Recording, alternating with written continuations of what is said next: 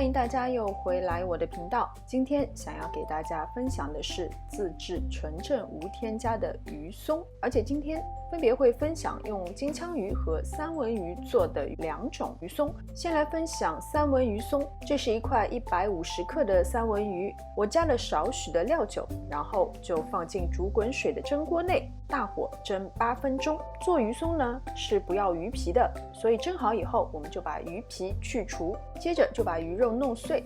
讲究一点的，你可以用叉子，但是我可以告诉你，任何工具都不如你的手好用。当然，你也可以选择戴手套。接着就把三文鱼碎倒入不粘锅中，加入1/2大勺的糖、1/2大勺的生抽、1克盐和适量的白胡椒粉。用中小火不断的翻炒，一开始可以一边炒一边碾压的方式，把一些没有捏碎的三文鱼压得更碎一些。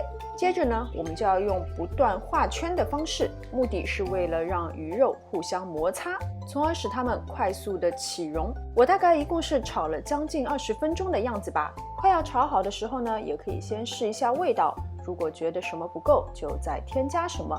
一直把鱼肉炒干并且起溶就可以出锅了。一定要等到彻底晾凉以后，才可以装进密封的罐子里面。接着我来分享金枪鱼松的做法，是用的这个品牌的水净的金枪鱼罐头。先把水分沥干，水分沥干以后呢，也是一样，用手把它们抓碎，倒入不粘锅中，然后同样是加入1/2大勺的生抽、1/2大勺的糖、1克的盐和适量的白胡椒粉，也是用同样的方式炒干，炒至起溶就可以出锅了。这个金枪鱼呢，我觉得我只炒了10分钟就已经达到我想要的效果了。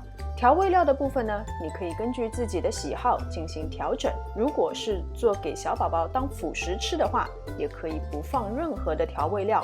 150克的三文鱼炒完以后，一共得到了55克的三文鱼松。1罐的金枪鱼炒完以后，得到的是45克的金枪鱼松。至于口感方面嘛，金枪鱼又被称为海中鸡肉，确实这个金枪鱼松的口感呢也比较软，有点像肉松的感觉。然后这个三文鱼松的口感呢是略带脆的，我个人会更喜欢吃三文鱼松，你也可以都试一试，然后在评论区告诉我哪一种更合你的胃口。好啦，今天的视频就到这边，非常感谢大家的观看。喜欢我的视频，请记得点赞、分享和关注我的频道。我们下次再见。